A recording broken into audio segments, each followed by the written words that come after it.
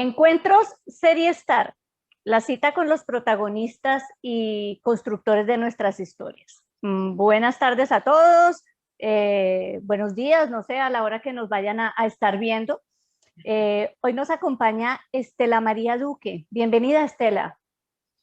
Muchas gracias, Claudia. Es un gusto estar aquí, poder compartir contigo y con todos los que van a escuchar y a ver esta entrevista. Gracias. Muchas gracias. Estela María Duque, psicóloga clínica, especialista en terapia familiar, coaching, directora del Centro de Desarrollo y Consultoría Psicosocial Taller de Vida. Sí. Esto es solo el inicio de tu presentación. Yo hago un inicio siempre y les permito a los protagonistas que se presenten a su modo. ¿Quién es Estela?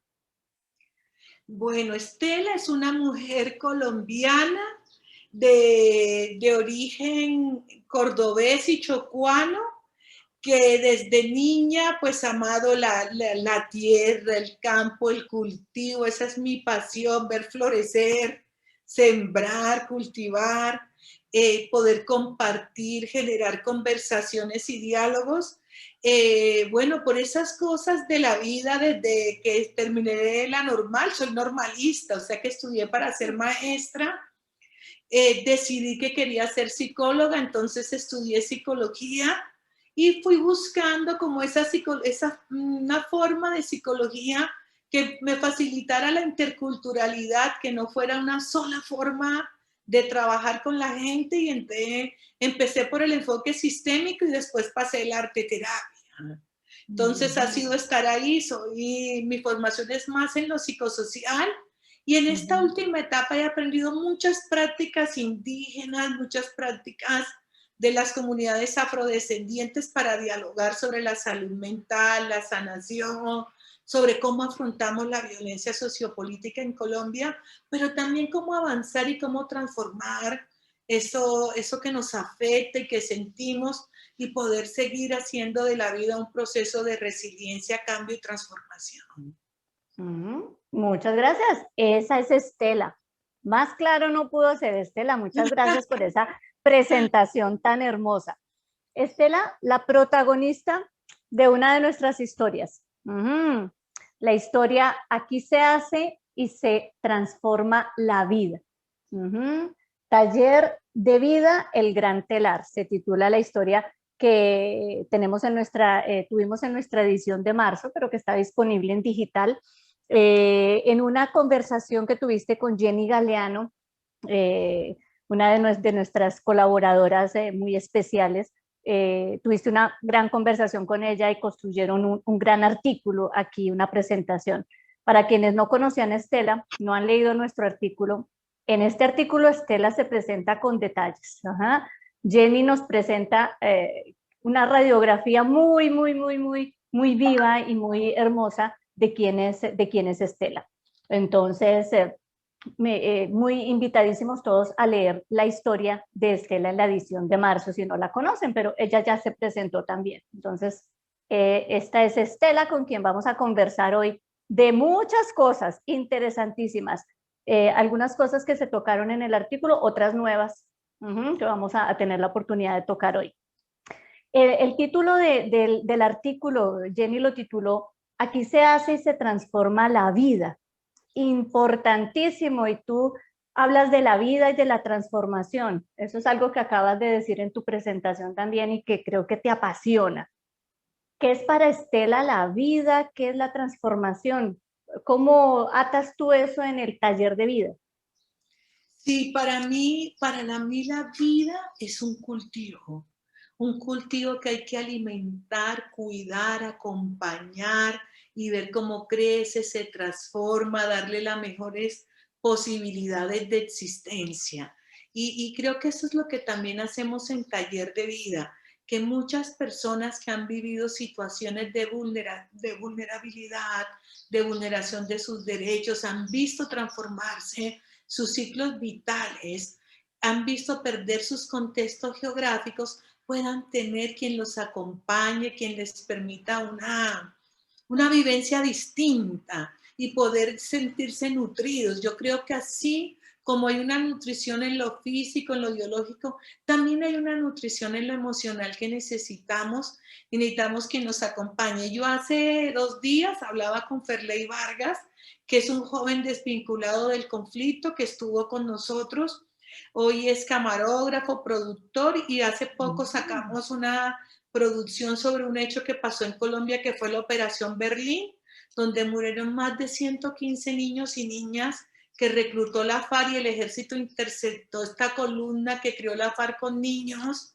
Es un documental muy interesante que me encantaría compartirles. Y él me decía, ¿qué es la diferencia que yo encuentro? Porque él me decía, yo me encuentro a diario con gente tan resentida, tan lastimada, que no cree que Colombia pueda cambiar. Y yo le decía, bueno, ¿y qué te hace a ti distinto? Me dice, todo el cuidado que yo recibí en Taller de Vida. Me decía, yo sentí que hubo un momento de que me cuidaran, que me escucharan, que transformé. Me sentí recogido, sentí cosas gratas, sentí como esa alegría de mirar la vida a pesar de lo vivido antes. Me decía, y me decía, usted tiene que seguir haciendo esto. Entonces, por eso estamos fortaleciendo ahora los procesos en el Caquetá, porque allá es una zona donde se está presentando el reclutamiento de niños y niñas, y él me contaba de cómo piensa toda esta gente reinsertada que salió del conflicto y que no está confiando en que podamos hacer las cosas distintos. Ah, ok, una linda historia y un documental que, claro, si tú no lo quieres compartir, nosotros Claro que sí, encantados, se lo voy a enviar. encantadísimos. Gracias, Estela. Estela, tú hablas precisamente de taller de vida. En el artículo hablamos de taller de vida y para quienes ya leyeron el artículo te conocen qué es, pero para quienes nos están viendo probablemente no. Tú nos puedes decir de manera muy general qué es taller de vida. ¿Es una fundación, una organización? ¿Nos puedes explicar para que nos comprendan las personas que nos están viendo? Sí, Taller de Vida es una organización que se constituye como centro psicosocial, es decir, que estamos dedicados a la atención psicológica y a la inclusión social de personas, familias y comunidades que han vivido la violencia sociopolítica en Colombia. Pero dice, como dice el artículo, Taller de Vida es un telar, es un tejido conjunto, un tejido colectivo. No es que nosotras tengamos la magia, la forma por donde tiene que ir la gente, no, es que en conjunto vamos construyendo los procesos, las intervenciones, hacia dónde avanzamos, y por eso es tan fuerte el tema de interculturalidad, que trabajamos con comunidades indígenas, muchas comunidades indígenas que han sido muy afectadas por el conflicto en Colombia, es decir, que en sus territorios incursionaron los grupos armados, como los grupos guerrilleros, y siguen incursionando hoy, y han sufrido pérdidas, han salido del territorio, han retornado. Entonces, ¿cómo tejemos otra forma de retornar, de convivir? Igual pasa con comunidades afrodescendientes que salen al urbano, entonces pierden su sentido y volvemos a trabajar esa construcción de sentido, de cultura, pero sobre todo de salud mental. Por ejemplo, hay gente que llegamos, nos pasó en Santa Cecilia Risaralda, que es frontera con Chocó. Hubo una toma guerrillera en el año 2000, hubo una situación como unos 2 años de total manejo por parte de la guerrilla de la FARC. Ellos decían, hasta ahora nos permiten hablar, y eso lo hicimos nosotros cuando llegamos en el 2016. Entonces, poder hablar de eso que vivimos, de eso que pasó, pero también entender el miedo, la situación. Por ejemplo, ahí encontramos que hubo un caso de falsos positivos, que es que llegaron y cogieron a varias personas de la comunidad y las llevaron diciendo que eran miembros de la FARC y no lo eran.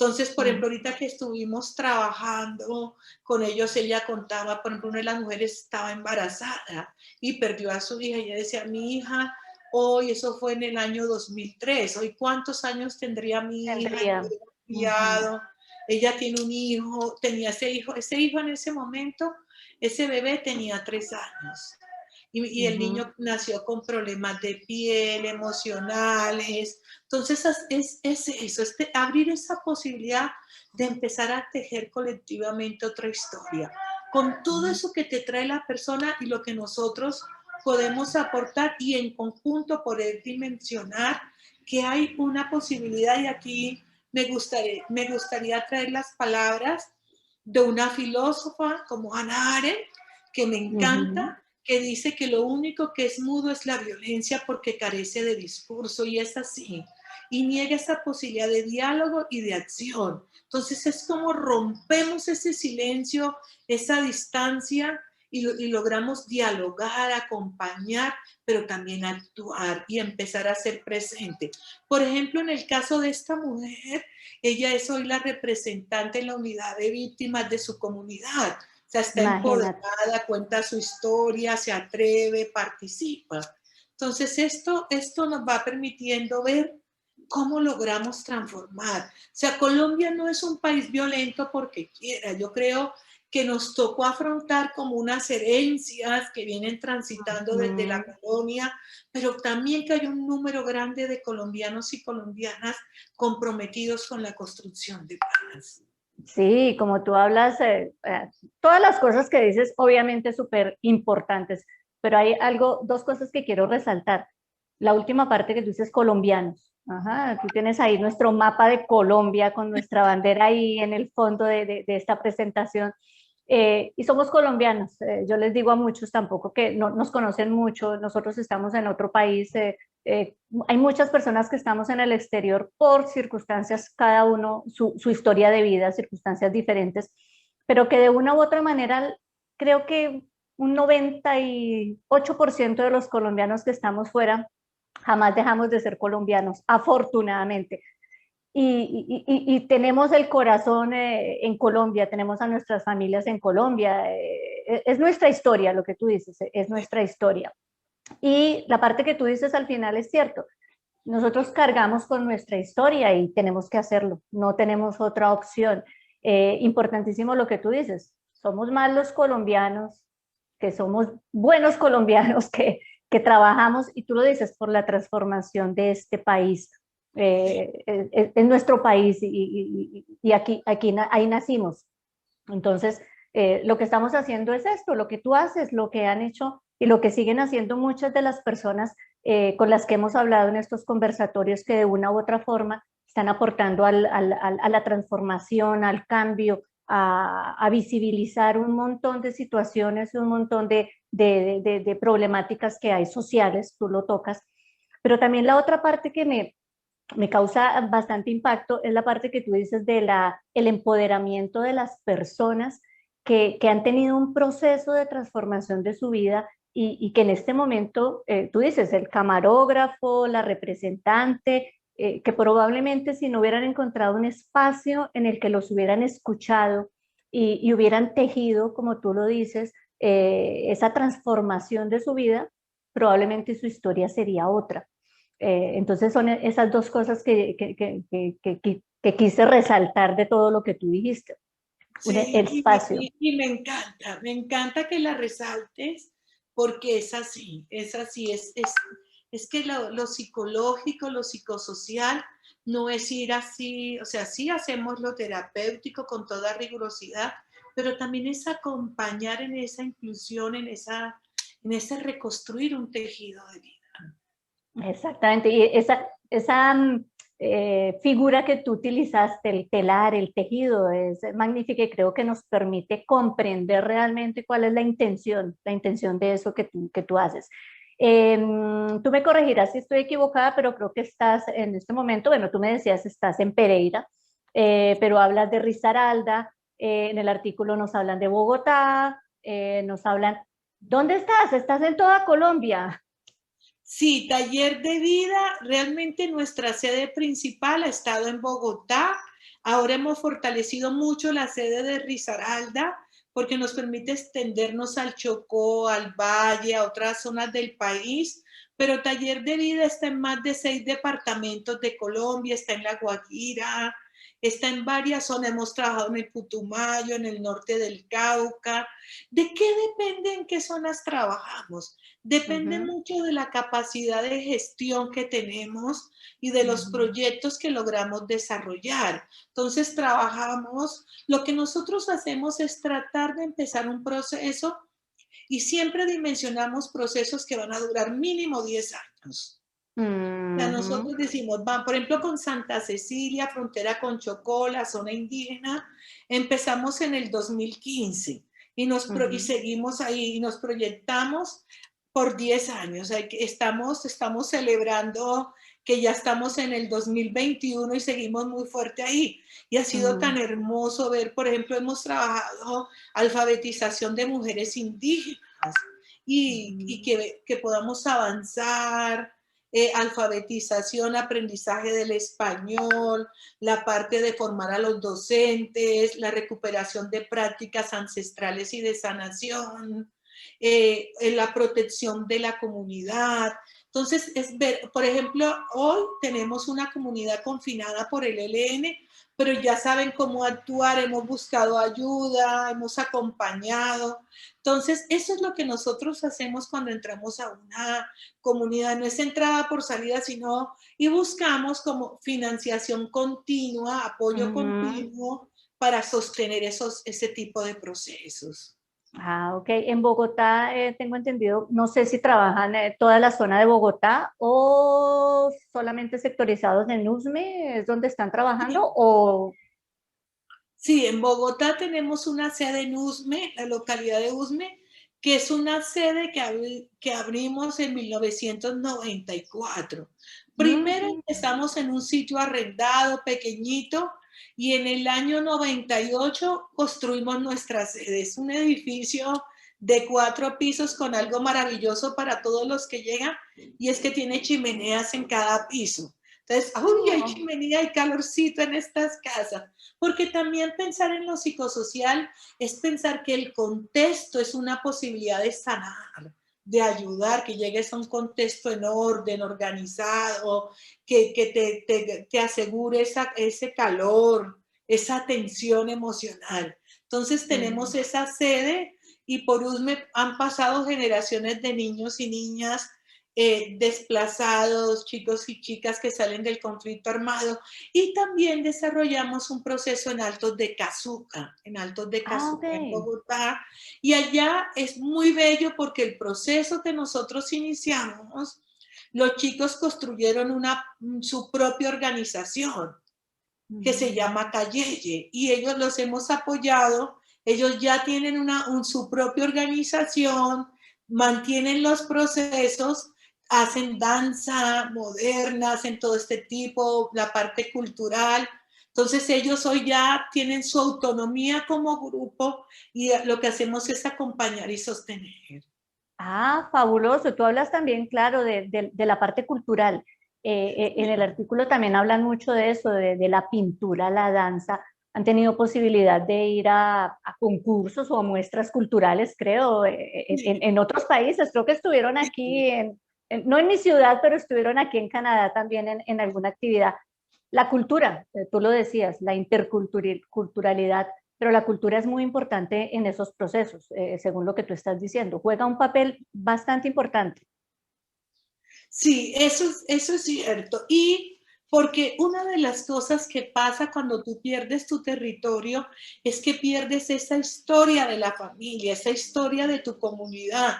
Entonces, por ejemplo, cuando tú eres una mujer afrodescendiente como yo, que vengo de un sitio de Córdoba donde había una historia, una cultura, unas fechas simbólicas, y llegas a un contexto como Bogotá donde nada de eso tiene sentido, es importante poder recuperar porque es que esto da dignidad.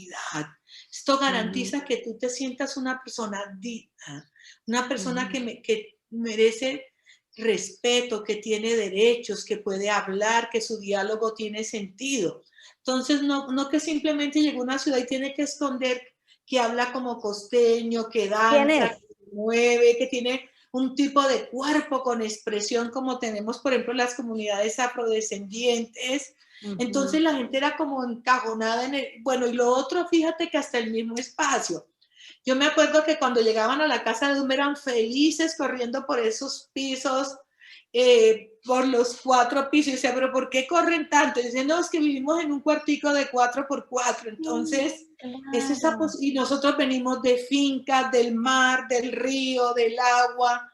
Entonces, era esa posibilidad. Entonces, la cultura permite recrear y expresar esa parte con la pintura, con el arte, con el movimiento, y eso da otra sensación emocional al cuerpo, permite volver a conectar esa emocionalidad de la infancia, de la juventud, y ver el tránsito, el desplazamiento como una parte de la vida, no la totalidad de la vida, sino como un momento que viviste, pero que hay otros que cambia. Y yo creo que cuando la gente cambia de país también vive este proceso de que hubo un cambio, pero bueno, seguimos avanzando en medio de los cambios que afrontamos en la vida.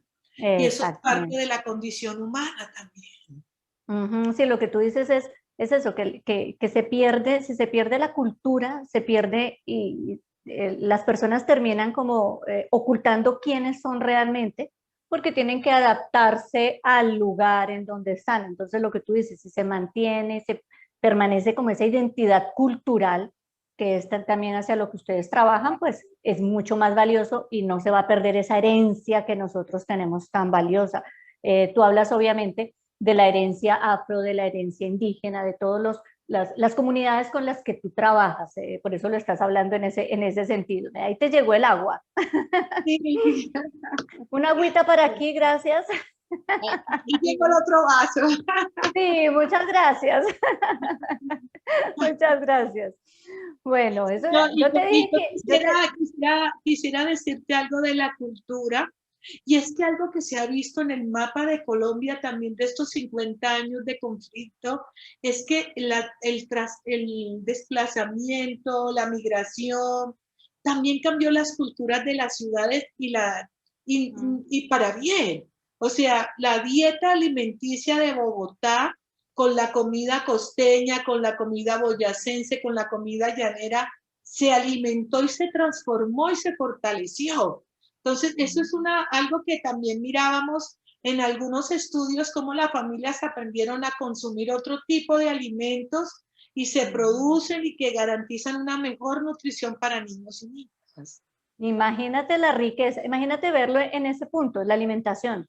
Entonces, es un macro, es una cosa grandísima, como las cosas positivas que veríamos de eso, esos procesos que tú dices, ¿no? Tú lo has dicho en varias frases que has comentado hoy.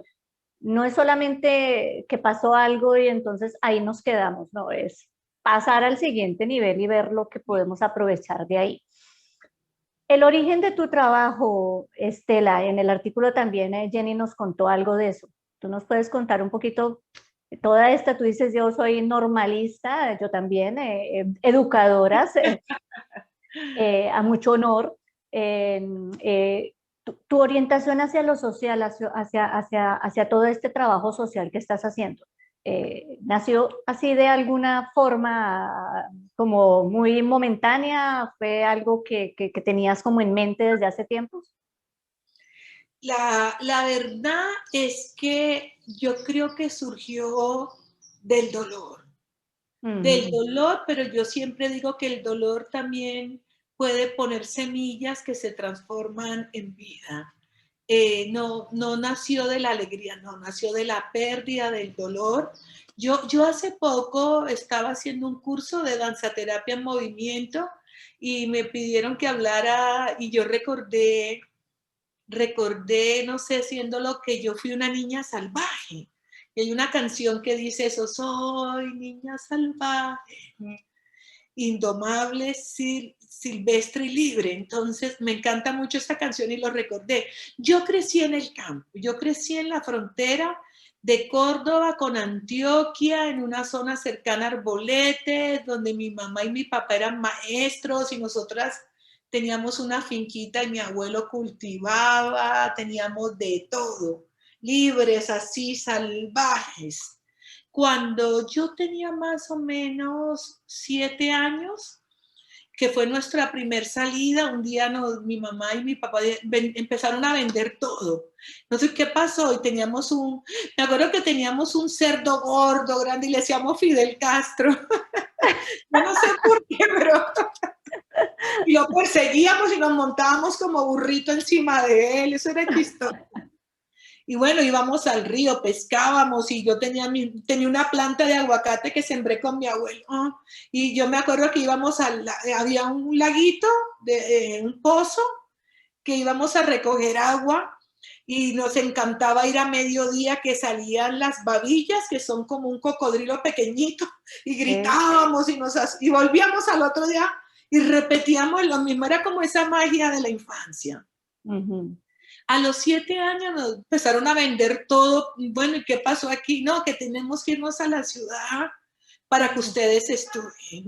Bueno, yo recuerdo mucho que nos subieron a un camión y nosotros íbamos en la parte de atrás de los camiones, encima de las camas, de los colchones, y teníamos 3 perros grandes y no los podíamos llevar. Y nosotros, ¿cómo así que no podemos llevar los perros?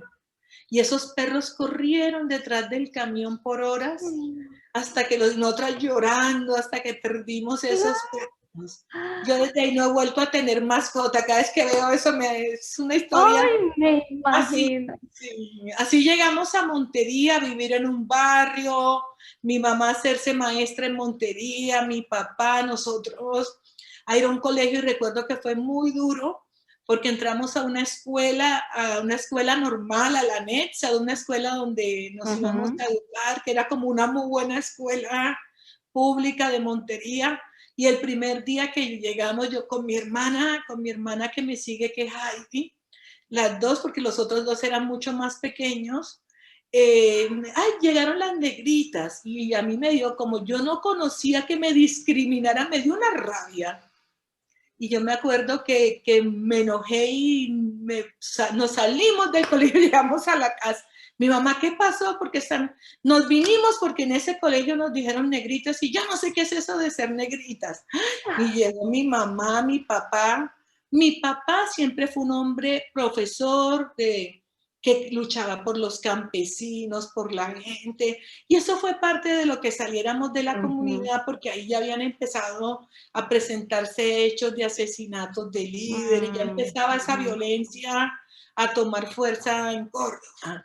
Entonces nos sentaron, nos hablaron que esto iba a ser distinto, pero había que aprender a escuchar, que no había que bajar la cabeza, sino, me acuerdo que mi papá me compró un libro de Salvat, que se llama Las razas, que todavía tengo, que lo he cuidado con un amor por años, y me enseñó a contestar, como yo contestaba ante el racismo, ante quien me discriminara.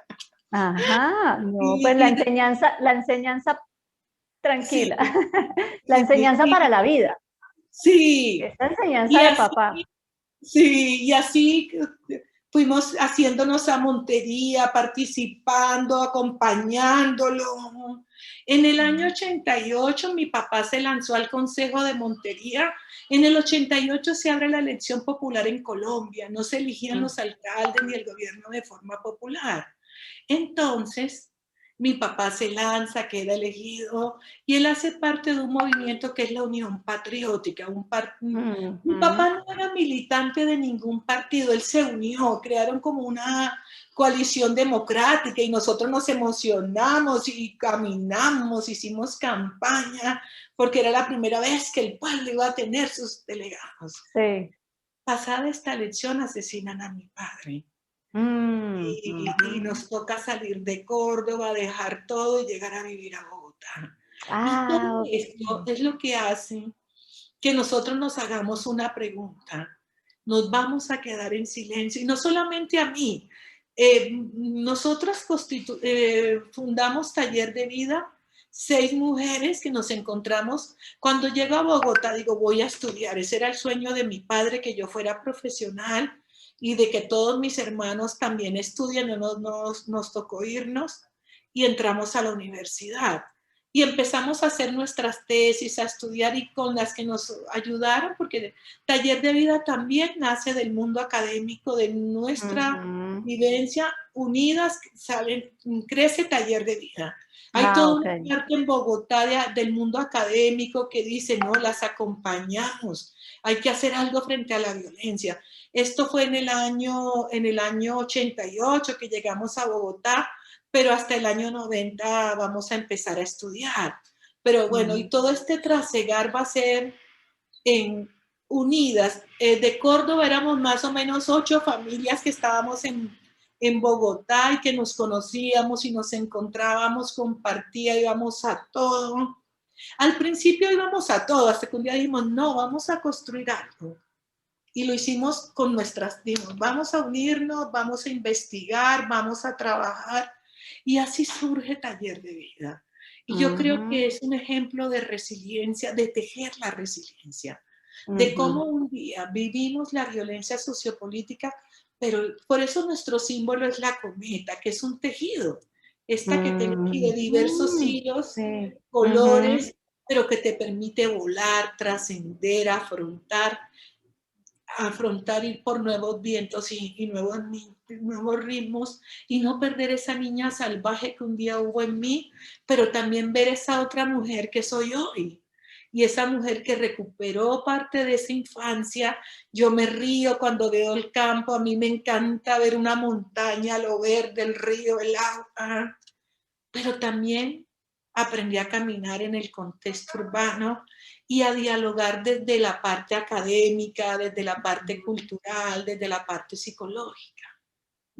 Claro, ahí tienes dos, gracias por tu respuesta. Ahí tienes dos cosas, yo veo también dos cosas. La herencia de tus padres, la herencia de tu papá en la parte de la lucha, es lo que veo, los aprendizajes que tuviste de él. Y la otra parte muy importantísima, tú dices, la resiliencia al dolor, a esa historia. Entonces, ¿cómo nació? No, tú dices, no nació de la alegría, no nació de una, nació del dolor transformado Sí. en lo que soy, en lo que estamos viendo y en lo que creo que muchas de las personas que han pasado, como tú dices, que han pasado por tus manos, por las manos de Taller de Vida, pueden decir ahora lo que ha hecho y lo que ha transformado sus vidas, esa labor que ustedes están haciendo. Entonces, muchas Sí, gracias por eso. y yo también tengo un recuerdo de una madre muy cuidadora, una madre que trataba como, yo me acuerdo cuando salimos la primera vez, que tú no sintieras miedo. Cuando pasó lo de mi papá, ella decía, vamos a salir adelante. Nos acompañó a estudiar, a estar atenta de nuestro cuidado, que nuestros sueños se hicieran realidad. Cuando tomamos la decisión de que este fuera el camino profesional, el camino de vida, muy comprometida en estar al lado, o sea, eso, y yo creo que eso también me nutre en ese trabajo, sentir que fui cuidada.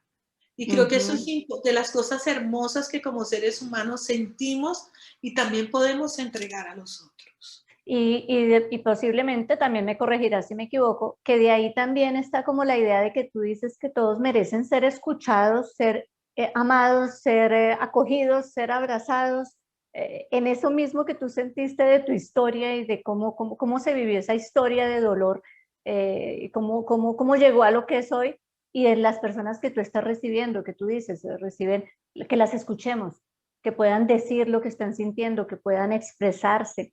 En ese sentido, tú me hablabas también de que ustedes hacen parte, no sé si tú como persona o como institución, de lo que es la Comisión de la Verdad en este momento en Colombia. Pero antes de que me digas si eres tú o la institución, para quienes nos están viendo, recuerdas que, como te decía, nos ven y esperamos que nos vean personas de muchos lugares del mundo. Pero nuestra sede está aquí en Canadá y tenemos muchas personas de aquí que posiblemente si les hablamos de Comisión de la Verdad no van a comprender qué es. ¿Tú podrías explicarle a nuestro público qué es y cuál es la participación y cómo lo ligas de acuerdo a lo que tú dices? Las personas merecen ser escuchadas, entonces, ¿cómo es ese proceso? Sí, en el año 2016 se hace un acuerdo con la guerrilla de la FARC, este grupo guerrillero que tenía prácticamente 50 años pero también que yo creo que ya había perdido un sentido de político, de existencia, ya muy confuso, toma la decisión de iniciar unos diálogos de paz que se dieron en Cuba, y en el 2016, en el gobierno del presidente Santos, en ese momento, se hace un acuerdo y es que se va a hacer un sistema integral de verdad, justicia, reparación y no repetición, para que abra la puerta a la paz en Colombia. Este acuerdo va a tratar de avanzar en la paz en Colombia. Entonces se crea ese sistema, y ese sistema que se firma en ese acuerdo que se firmó en Cartagena en junio del 2016, instaura una justicia especial para la paz, es decir, unos magistrados, una justicia que va a estar atenta a hacer seguimiento a todo lo que fueron hechos que implican la parte jurídica relacionados con el conflicto armado, en el cual estuvo involucrado la FARC o los militares. Y se abre otro capítulo para la sociedad civil, que es la Comisión de Esclarecimiento de la Verdad, que es ese espacio donde todos podemos ir a hablar, a dialogar, mucho más desde lo psicosocial, pero también desde la parte de derechos y de la dignidad de las víctimas, contar qué viví, qué sucedió, cómo lo viví, como persona o como comunidad o como familia, o como una región, como la persona quiera contarlo. Tiene un espacio para mujeres, para niños, niñas, para comunidades indígenas, comunidades afrodescendientes, para discapacidad, para personas mayores. Entonces la comisión crea este espacio. La comisión está liderada por el padre Francisco de Ruth, sacerdote jesuita, muy reconocido por su lucha por los derechos humanos en Colombia. Y también se abre un tercer espacio, que es la unidad de búsqueda de personas desaparecidas. Es decir, que hay una unidad dedicada cuando las personas han tenido familiares desaparecidos por el secuestro, por todas estas situaciones dedicadas, o el reclutamiento y que nunca supieron qué pasó, dedicadas a buscarlo. Entonces nosotros como Taller de Vida, como organización, decidimos, hemos trabajado con las víctimas todos estos años, desde 1994 hasta hoy. Es la oportunidad que todas estas personas accedan al sistema integral de verdad, justicia, reparación y no repetición, hablen, cuenten su historia, lo expresen con música, con pintura, con movimiento, con danza, pero con el video, con películas, pero que se expresen y puedan hablar y dar un paso más en ese proceso de reconstrucción y de sanación. Entonces, como Taller de Vida, nos unimos, le decimos a la Comisión de la Verdad. La Comisión abre un espacio para que organizaciones de la sociedad civil seamos parte, y Taller de Vida le dijimos, sí, queremos estar ahí. Queremos ser parte, y hemos ayudado a recoger testimonios, a hacer recomendaciones también, a que las niñas, por ejemplo, hagan recomendaciones. Niñas indígenas, niñas afrodescendientes, mujeres mayores de 60 años. ¿Por qué mujeres y hombres mayores de 60 años? Porque nunca conocen la paz. Entonces se estableció como que puedan hablar esos que han transcurrido su vida en medio del conflicto armado. ¿Qué significó iniciar su vida, bueno, sin esa presencia tan fuerte, y qué ha pasado en este desarrollo del conflicto armado? También nosotros hemos hecho más énfasis en comunidades indígenas y afrodescendientes, que les cuesta más empezar a entender, acceder, tienen la limitación del idioma. Entonces hemos estado ahí. Acabamos de terminar un encuentro con jóvenes de Chocó, también con jóvenes indígenas de la frontera Chocó-Risaralda. Ahí vamos en ese acompañar, y esperamos que cuando salga el informe de la Comisión de la Verdad, nuestro trabajo sea difundirlo, darlo a conocer, poderlo compartir con ustedes, que podamos hacer acciones que inviten al gobierno a cumplir esas recomendaciones que son las que nos van a permitir ir construyendo realmente un proceso de paz. Sí, sí, sí. Y transformando, como tú dices, Sí, transformando, porque esa palabra tú la has utilizado mucho a través de toda la conversación y me parece supremamente importante, que es precisamente eso, el transformar la vida de todas las personas y nos incluimos porque estamos todos los colombianos ahí presentes. Estela, ¿y el futuro? Proyectos, me imagino que muchos, porque tienes cantidad de proyectos. En el sí. artículo nos hablas de un montón de cosas interesantísimas. Imagino que hay más. ¿Qué hay para el Sí, futuro? sí, aquí me están escuchando también, aquí en Taller de Vida. La verdad, hemos soñado un proyecto que nos ha invitado, nosotros hemos acompañado en casos de violencia sexual de niñas. Por ejemplo, en el caso tan sonado de esta niña, 7 soldados, ahí hemos acompañado a la comunidad, porque es de las comunidades que trabajamos, a la familia.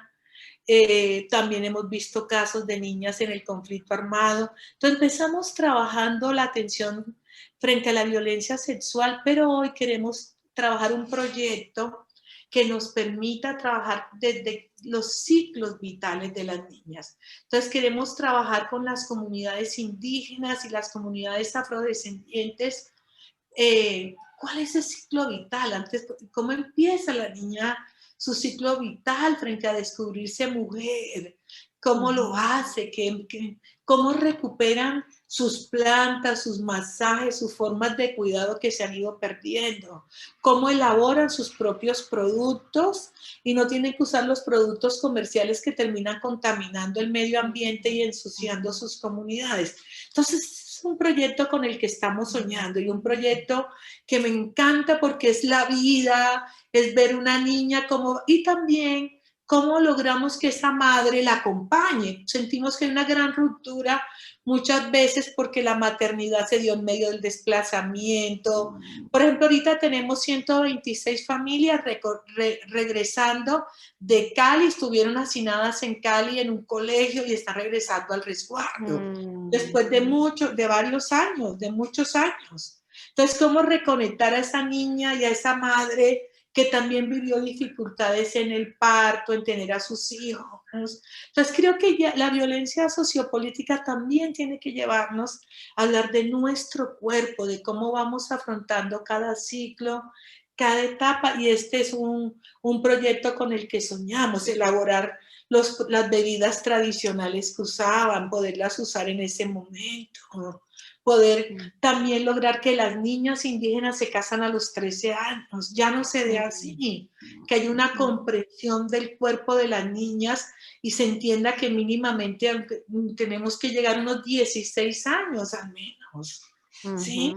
Porque se hacen mamás a muy temprana edad y también tengan un mayor cuidado con sus cuerpos. Y en la parte afrodescendiente se usa mucho el cuerpo de la mujer negra. Entonces hay que hablar de su ciclo, el respeto por ese cuerpo, el cuidado. Entonces este es el proyecto que soñamos y al que queremos de verdad apostarle con mucha fuerza. Inclusive incluye algo muy hermoso y es que va a tener huertas orgánicas donde cultiven y tengan alimentos para esa protección y ese cuidado del cuerpo, ¿sí? Porque las mujeres son las que tienen huertas, cultivan, crean, pero muchas veces no lo usan para sí mismas. Entonces sí queremos dar este salto y creo que es creer que estamos también en un proceso de transformación y avanzando hacia el tejido de la paz. Exactamente. ¿Y tiene algún nombre ese proyecto o no? ¿O es sorpresa? Todavía no, pero hemos pensado Araquiruma que quiere decir agradecer a la Pachamama, agradecer a la Madre Tierra por lo maravilloso, por ser sus hijas y sus hijos, por todo lo que nos da. Ese es uno que hemos pensado. También hemos pensado otros, hemos pensado niñas de agua y arroz, hemos pensado flores del maíz, no sé, pero bueno, ahí Ay, estaremos no. contando. Claro que sí. Del Y en el, maíz. Y en el momento en que este proyecto esté ya listo para su lanzamiento o andando, bienvenida, aquí abiertas las hojas, las Claro, páginas de nuestra, gracias. claro, de nuestra No, revista para que nos cuentes. me Ujú. encantaría, si se da ese momento, invitar a una líder indígena que quiero mucho, que es Elisa, que aprendió a leer y a escribir ya mayor y ya hoy es profesora, la acaban de Ah, contratar de profesora en la comunidad para enseñar sus saberes, fue toda una conquista, pero es no, unas alguien, historias hermosas. Tú has hablado hoy de varias personas sí, con unas historias de vida hermosas. Imagina que tu corazón está lleno, lleno, lleno, lleno de historias hermosas y de satisfacción y de un trabajo, un camino andado, pero un trabajo muy bien hecho en la transformación de la vida, como tú dices, porque esa frase de la que tú hablas, transformación de la vida, me encanta en todo el sentido. sí, y de gratitud. Mira que yo, si yo miro lo que me quitaron y lo que me dieron, lo que hemos conquistado es muy grande, es Ujú, invaluable. ujú. Entonces imagínate esa enseñanza aquí para casi el final, que el tiempo vuela, esa Sí. enseñanza es valiosísima para quienes nos están viendo. Estela, ya para ir cerrando, como te digo, invitadísima, invitadísima tanto para que nos cuentes tus proyectos para la revista, como para que vuelvas otra vez aquí a nuestro espacio de conversación. Creo que hay muchas historias y muchas cosas más de las que pudiéramos hablar. Hoy hicimos un pincelado, una pincelada muy rápida para que conocieran quién es Estela, para que leyeran, los invitamos a que leyeran tu historia en la revista, pero tienes muchísimas más cosas que contar. Estoy segura que sí. Sí, también, Invitada. sí, gracias. Y también me gustaría decir, bueno, cuando se abran los cielos, nosotros recibimos voluntarios de todo el mundo. Cuando si hay alguien que quiera venir, apoyarnos, acompañarnos, también es un espacio abierto a ese tipo de Ah, intercambio, de perfecto. Ujú. posibilidades. Perfecto, sí, esa Muchos era la... voluntarios nos han enseñado, nos han Ujú. ayudado. Por ejemplo, las tecnologías son mucho más avanzadas en los países como en el que estás tú, entonces es un gran apoyo el que siempre nos dan. O de pronto en Ujú. conocimiento, es maravilloso. Claro, claro, todas las manos que estén listas a ayudar, sí, perfecto. Vamos a dejar en nuestro canal de YouTube, va a quedar en la explicación, la descripción de nuestro conversatorio, todo es tu contacto. Entonces tú nos vas a dar, van a quedar ahí todos los contactos para que se puedan contactar directamente contigo, directamente a la fundación, las personas que quieran, obviamente lo que tú dices, invitadísimos todos los voluntarios a ayudar, todas las manos van a ser muy útiles y son útiles aquí. Entonces, claro que sí, esa invitación que tú haces, muy, muy, muy, muy adecuada en el momento. Vamos a dejar todos tus contactos ahí para que las personas puedan conocer y llamarte, hablar contigo, hablar con Estela, preguntarle. También a través del canal pueden hacer todas las preguntas que quieran. Nosotros vamos a estárselas transmitiendo a Estela, pero directamente en tus redes sociales, en tu página de internet, en tu correo. Todo esto nosotros lo vamos a postear aquí, a publicar para que se contacten contigo. Claro que sí. Entonces, no, Estela, te agradecemos muchísimo. No, este compartir fue maravilloso. Sí, Me encantó. yo te dije que esto es una conversación en la que solo nos falta el café. Sí, sí, trajeron fue agua, la próxima Agüitas. café. Sí, yo la próxima, yo voy a decir siempre, yo los invito, pero me invitan el café, porque Claro esto que es sí. así. Y un rico café Estela, de Risaralda. imagínate, casi nada que me dicen, no me provoques porque yo aquí tengo mi café colombiano, pero no es igual a cuando voy allá a disfrutar ese café que tenemos allá. Entonces, invitadísima, invitadísima a otra conversación, como te digo, estamos en contacto para que nos cuentes todos tus proyectos, historias de vida, hay alguna persona que tú quieras que nos cuente alguna cosa. Aquí nuestro canal también está abierto para eso. Entonces, Muchísimas gracias. sin más, Estela, muchísimas gracias. Otra vez no dejo de Bueno, que haya un agradecerte. feliz día. Fue un placer y un feliz fin de día, un feliz eh, Un fin, abrazo. fin de jornada. Muchísimas gracias y muchos éxitos en todos los proyectos y en ese nuevo proyecto que nos vas a contar. Que es muy bello.